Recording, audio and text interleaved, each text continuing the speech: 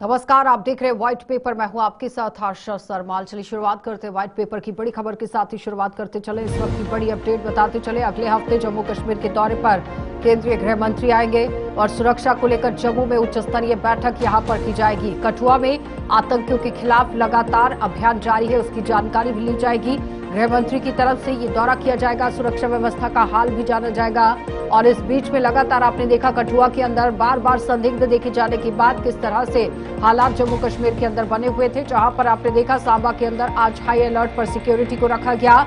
लेकिन उस बीच में मुस्तैदी पूरी तरह से सुरक्षा बलों की तरफ से यहां पर दिखाई गई है। हर एग्जिट और एंट्री पॉइंट पर निगरानी रखी गई है। सुरक्षा को लेकर जम्मू में उच्च स्तरीय बैठक यहां पर गृह मंत्री कर सकेंगे, क्योंकि आप देखिए किस तरह से अगले हफ्ते आईबी का दौरा भी सुरक्षा व्यवस्था का जायजा लेने के लिए भी पहुंचेंगे।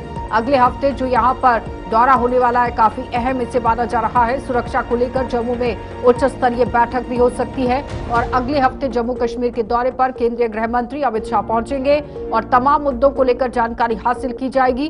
कहां पर आप देखिए कमियां रह गई है उसे गिनाने की कोशिश होगी, उसे सही करने की कोशिश होगी, क्योंकि सुरक्षा बलों ने पूरा मोर्चा संभाला हुआ है। लेकिन उसके बावजूद भी अगर कहीं पर कमियां रह गई हैं तो किस तरह से पूरा किया जाएगा, इसको लेकर मंथन भी किया जाएगा। कठुआ में आतंकियों के खिलाफ अभियान जारी किया गया है, चप्पे चप्पे पर निगरानी को बढ़ा दिया गया है और पैनी नजर यहां पर सुरक्षा बलों की तरफ से रखी गई है। अगले हफ्ते ये दौरा काफी अहम माना जा रहा है, क्योंकि जिला कठुआ की अगर बात की जाए, जहां पर हमारे 4 जवानों की शहादत हुई, लेकिन उसके बाद पूरे जम्मू कश्मीर ने उन्हें नम आंखों से नमन भी किया।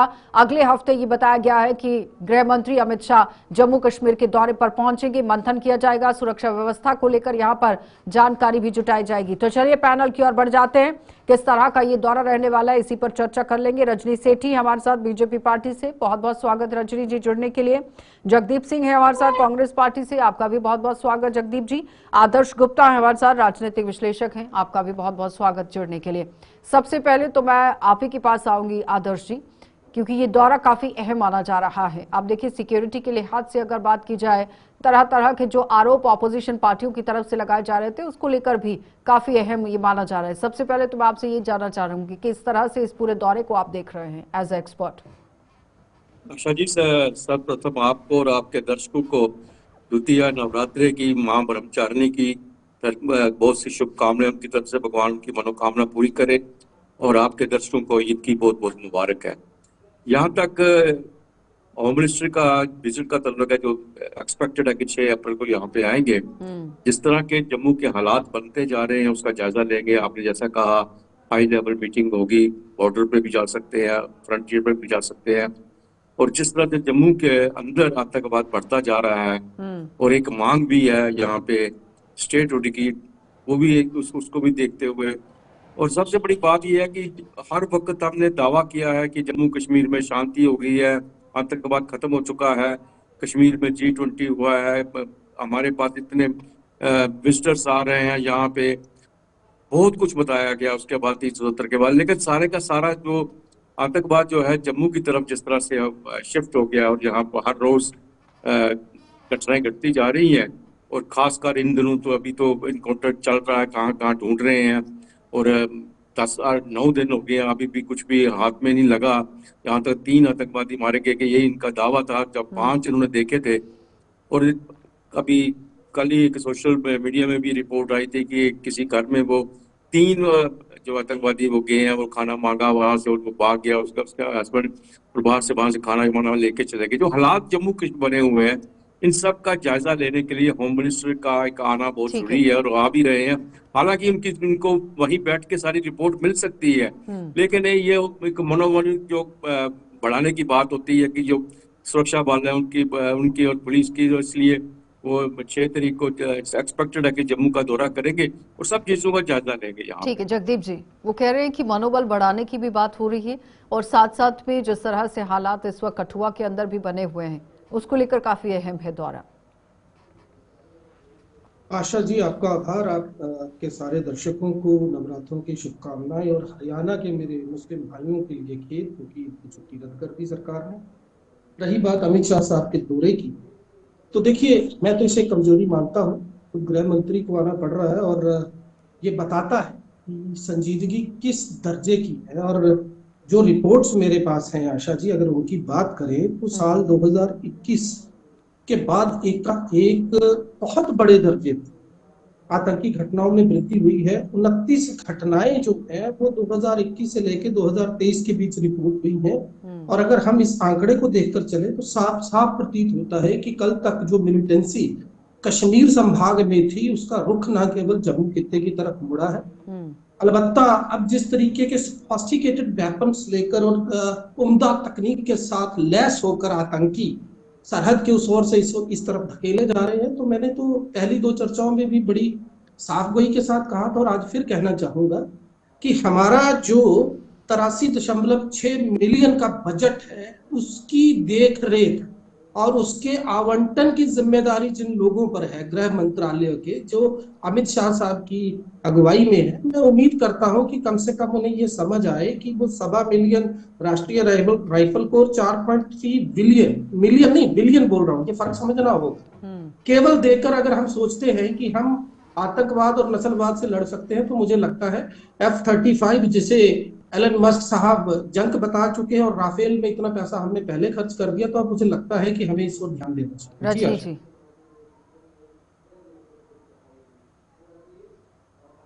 जी आशा जी, सभी जानते हैं कि 6 अप्रैल को अमित शाह जी जम्मू कश्मीर के दौरे पर आ रहे हैं और ये 370 खत्म होने के बाद लगातार दौरे अमित शाह जी के रहे हैं जम्मू कश्मीर में, चाहे वो सिक्योरिटी सिनेरियो को जानने के लिए, चाहे हमारे सिक्योरिटी फोर्सेस के मनोबल को बढ़ाने के लिए ये दौरे चलते रहे हैं। और इससे हमें लगता है कि भाई जो केंद्र सरकार है या होम मिनिस्ट्री है वो कितनी सीरियस है जम्मू कश्मीर को लेकर। अभी जगदीप जी ने बताया कि इससे लगता है कि वो कितने अनसीरियस है, बट मुझे लगता है कि भाई जगदीप जी को करेक्शन करनी चाहिए कि पिछले 370 खत्म होने के बाद से लगातार होम मिनिस्टर सर खुद जम्मू कश्मीर के विजिट पर हैं और वो देख रहे हैं कि कहाँ पर कमी पेशी है। मैं अपनी बातों में लगातार आशा जी बोलती हूँ कि 70 से 80% मिलिटेंसी हमने खत्म की है और जो रही सही है उसके लिए हम लोग कसम खा बैठे हैं कि ये आखिरी सांसें गिन रही है मिलिटेंसी, जिसको हम खत्म करेंगे। आपने डीजी सर का बयान भी देखा होगा कि भाई किस तरीके से वो कह रहे हैं जब तक इसको टेररिज्म को खत्म नहीं करेंगे तब तक हम शांति से बैठेंगे नहीं। आशा जी, इन्होंने वेपन्स की बात की, ये वेपन्स की बात पाकिस्तान से वेपन आ रहा है, उसमें होम मिनिस्ट्री की मुझे लगता है कोई इन्वॉल्वमेंट नहीं है। हाई लेवल के वेपन्स वो किस तरीके से ले रहे हैं, तालिबान कैसी चोर बाजार में उसको बेच रहा है, मुझे लगता है कि इसमें शर्म पाकिस्तान को आनी चाहिए कि कहीं ना कहीं वो यहाँ पर आतंक मचाने के लिए, जम्मू कश्मीर में शांति भंग करने के लिए किस निचले लेवल तक वो जा सकता है, ये हमें समझना पड़ेगा।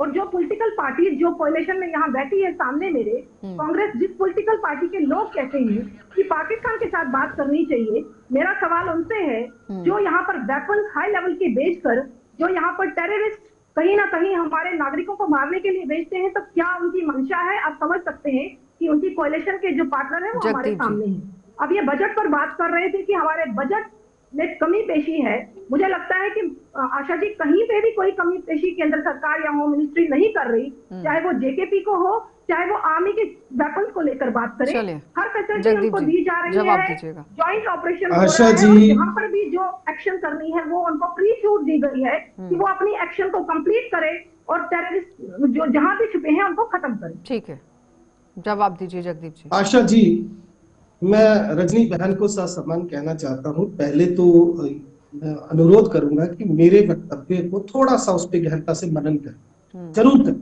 अन्यथा वो समझ नहीं पाएंगे मैं क्या कह रहा हूं। मैं फिर से बता रहा हूं कि तुलनात्मक ढंग से जब पाकिस्तान का कुल बजट 8.5 बिलियन है, हमसे 80 गुना कम है। कल आपके यहाँ एक रक्षा विशेषज्ञ बैठे थे, वो कहने लगे कि नहीं जनाब ये तो अमेरिका से लूटे हुए वेपन। आई गॉट इट, बिल्कुल है, नार्को का पैसा लगाया, मान लिया, लेकिन सवाल ये है कि हम एक ऐसे मुल्क से भेजे जा रहे आतंकियों का मुकाबला नहीं कर पा रहे हैं जो हमसे 80 गुना कम पैसा जो है, 80 नहीं तो आप 60 मान लो, नार्को का भी लगा लो। दिक्कत कहां है? मैं बता चुका हूं, XM7 का मैंने जिक्र किया, XM25 का जिक्र किया। मैं आपको बड़ी ईमानदारी से बताना चाहता हूं, हमारे 4 जवान शहीद हुए हैं। आप समझते हैं ये कितनी बड़ी विडंबना है? किसी का बेटा गया है, किसी का बाप गया है, किसी का भाई गया है, और हुआ क्यों है ऐसा? क्योंकि हमारे पास ना वैसे वेपन है ना वैसी टेक्नोलॉजी है। जिस XM-25 की मैं बात कर रहा हूं, उस वक्त आतंकी जो है वो ट्रेंचेस के पीछे थे, जंगल में थे, या वो पहाड़ी इलाका था। नहीं, इसका आंकलन तो मैं आदर्श जी के साथ करूंगी ना कि क्या वेपन है, कि ये बात सही है करना इस वक्त डिबेट के अंदर। जगदीप जी, आदर्श जी आप ही के पास आऊंगी। यहाँ पर जो मैं अभी एक लिस्ट पढ़ रही हूँ, जगदीप जी कह रहे हैं कि भारत के पास हथियार ही नहीं है, कमियां हैं जिसकी वजह से इस तरह से हमारे जवानों की शहादत हो रही है। ये बात कितनी लाजमी है और कितनी सही है? क्योंकि जवानों की शहादत को हर कोई सैल्यूट करता है, जज्बे को सैल्यूट करता है, लेकिन अग्नि श्रृंखला, पृथ्वी मिसाइल, ब्रह्मोस, आकाश अस्त्र, निर्भय, बराक 8, राफेल, सुखोई, तेजस, LCH प्रचंड, S-400, धनुष तोप, INS विक्रांत, ये K9 ब्रज टैंक, परमाणु हथियार, ये तमाम हथियार भारत के पास। तो इस तरह से कांग्रेस पार्टी की तरफ से सवाल आना,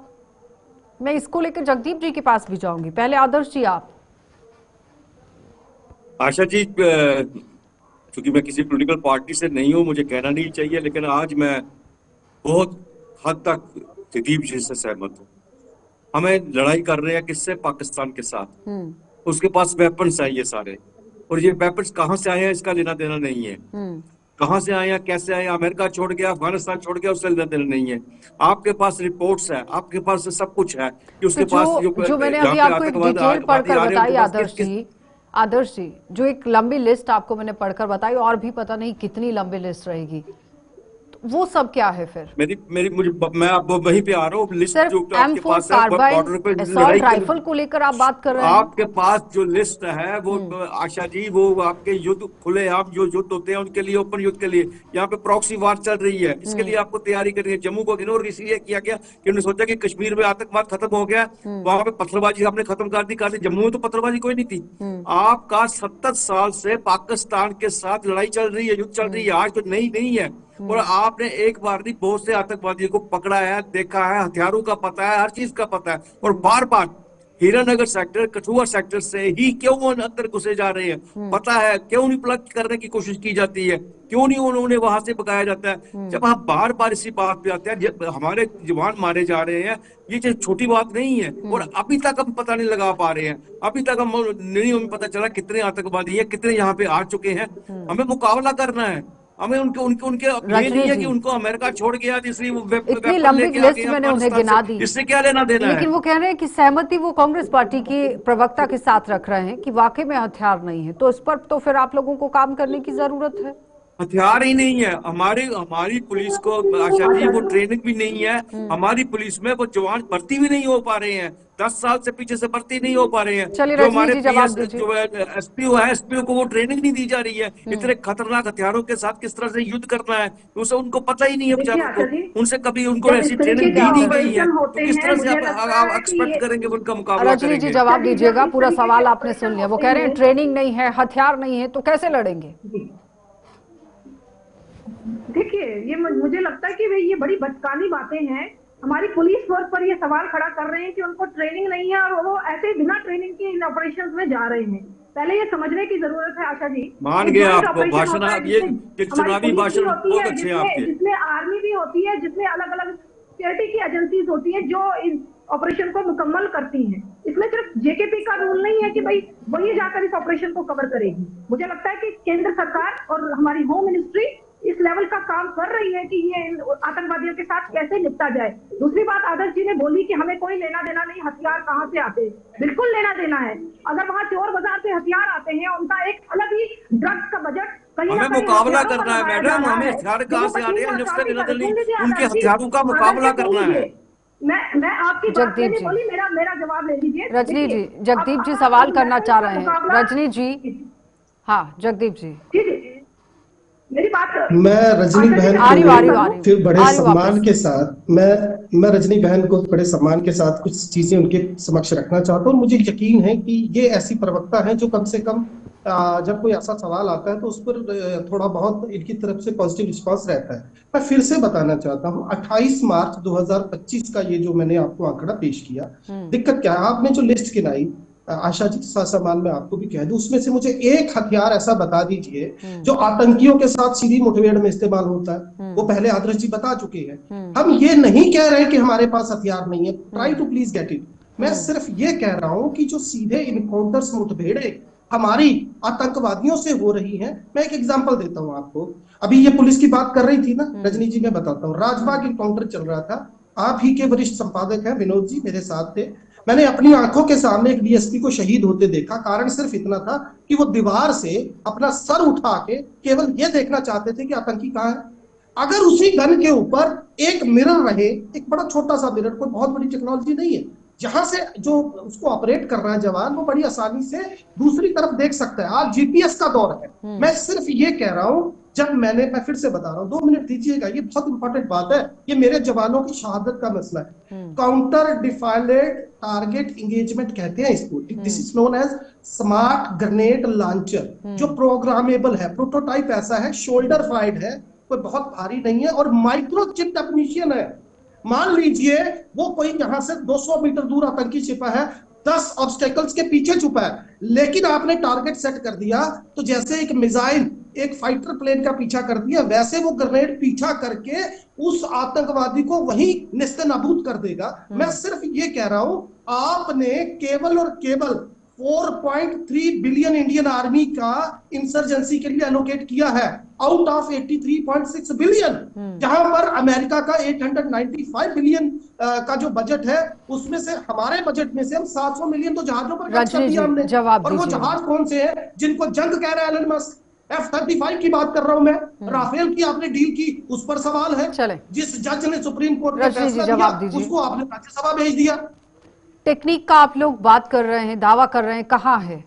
आधुनिक हथियारों की बात कर रहे हैं, कहाँ पर है? ट्रेन आप सुरक्षा बलों की बात कर रहे हैं, कहाँ पर हैं? क्यों बार बार शहादत हो रही है, वो सवाल कर रहे हैं। आशा जी, देखिए, इसमें आप इंडिविजुअली वेपन को जिम्मेवार समझेंगे कि वेपन के कारण वहां ऑपरेशन नहीं सक्सेसफुल हो रहा है। मुझे लगता है कि ये मुख्य कारण नहीं है। नहीं रजनी जी, आप आधुनिक दौर की ओर जा रहे हैं ना, आप मॉडर्नाइजेशन की बात करते हैं, तो फिर जमीन पर मॉडर्नाइजेशन क्यों नहीं दिख रही है? टेक्निक क्यों नहीं दिख रही है? आशा जी, ऐसा बिल्कुल नहीं है। जगदीप जी बिल्कुल गलत स्टेटमेंट दे रहे हैं कि भाई इस तरीके की ग्राउंड लेवल पर नहीं दिख रही। हमारे पास हर किस्म के वेपन्स हैं, हमारे पास दोनों के बीच का फर्क बता दीजिए। जिसको भारत सरकार ने हमारी जो होम मिनिस्ट्री है, जिसने ऑपरेशंस में उनको अलॉट की हुई है। मुझे कहना ये है कि इशू ये है कि ये टेररिस्ट अगर एंटर कर जाते हैं, इनको पनाह देने का काम आप लोगों ने देखा जी, वो एक सेकेंडरी पार्ट है, उस पर भी आ रहे हैं कि ओवरग्राउंड वर्कर्स पर कार्रवाई होनी चाहिए। उस पर भी सरकार कह रही है कि कार्रवाई हो रही है, लेकिन सवाल ये है कि जिला कठुआ के अंदर जो अभी एनकाउंटर हुआ हाल ही के दिनों में, अभी कल ही तो शहादत, सब यहाँ पर देखिए किस तरह से श्रद्धांजलि अर्पित कर रहे थे और सबकी आंखें नम थी उस वक्त। M4 कार्बाइन जो है वो कैसे पहुंची है, असॉल्ट राइफल कैसे पहुंची, ये सवाल है। उन हथियारों के साथ लड़ना है। एक लंबी लिस्ट मैंने गिना दी। ये नहीं कहा जा रहा कि भारत के पास हथियार नहीं है या फिर नहीं लड़ सकता है। अब आप कहेंगे कि ड्रग्स कैसे पहुंचे हैं, ड्रग्स ड्रोन के जरिए पहुंचे हैं, अब वेपन्स कैसे पहुंचे हैं। आप इस चीज को समझिए कि पाकिस्तान ने अब स्ट्रेटेजी चेंज करके कश्मीर की जम्मू की तरफ डाइवर्ट कर दी है, जिसके लिए हम लोग काम कर रहे हैं। मैंने लगातार ये बोला कि 70 to 80% ऑफ मिलिटेंसी पर कवर कर बैठे हैं। जो थोड़ी बहुत जम्मू में बची है उसको हम कुछ दिनों में खत्म करेंगे। अभी जो अमित शाह जी का दौरा है वो भी इसी की सिक्योरिटी को लेकर है कि कहाँ कमी पेशी है, कहाँ पर हमारी सिक्योरिटी फोर्सेस लैग कर रही हैं। अगर कुछ कमी है तो उसको कवर किया जाए। जगदीप जी जवाब दीजिए। वो कह रहे हैं कि गृह मंत्री अगर खुद दौरा कर रहे हैं तो यहाँ से संजीदगी और गंभीरता पता चलती है। मैं बड़े सम्मान के साथ फिर कहना चाहता हूं, ये मुझे सिर्फ इतना बता दें, आदर्श जी को कम समय मिला, आप उनको समय दीजिए। मेरा सीधा सवाल, assault rifle is equal to M4, क्या जवाब होगा? स्टिकी बम का आपके पास क्या जवाब है जो रियासी में आतंकियों ने यूज किया? जम्मू एयरपोर्ट पर जिस तरीके से ड्रोन से कोशिश की हमला करने की, उसका क्या जवाब है? मैं ये कह रहा हूं, बराए मेहरबानी ट्राई टू गेट इट।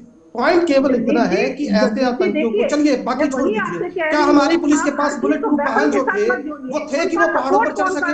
क्या वैसी व्यवस्था थी? क्या हमारी पुलिस के पास वैसी ट्रेनिंग है? 24-24 घंटे एक पुलिस वाला ड्यूटी देता है जनाब। उसको मौका ही नहीं मिलता, ना प्रशिक्षण कैसा है, फिर मुझे बताइए जगदीप जी कैसे सुन लड़ेंगे। लीजिए। हाँ ठीक है, पॉलिशिंग में है, यहाँ पर क्या हो रहा है, और ग्राउंड वर्कर्स उनको पनाह दे रहे हैं। आप डिफेंड 20,000 कीजिए, आपको के बस एक ये कम्युनिटी आपकी के लोग मजबूरी है, मैं क्या कर हमें सकता मरवाने, हूँ। हमारे आरती जी को नागरिकों समय को दे मरवाने दीजिए। का काम कर रहे हैं जगदीप जी। मेरा ये तो हो चिंता का गया। विषय है इस समय। जगदीप बाकी जी, जो आर्मी के पास आप मैं समझना यहाँ नहीं किसी चाहते को तो भी मैं क्या कर डिफेंड सकता हूँ। करने के लिए नहीं बैठी हूँ, मैं आपको भी पर्याप्त समय दे रही हूँ, रजनी जी को भी दे रही हूँ, और बार बार आप ही आग्रह कर रहे हैं कि आदर्श जी को समय दे दीजिए।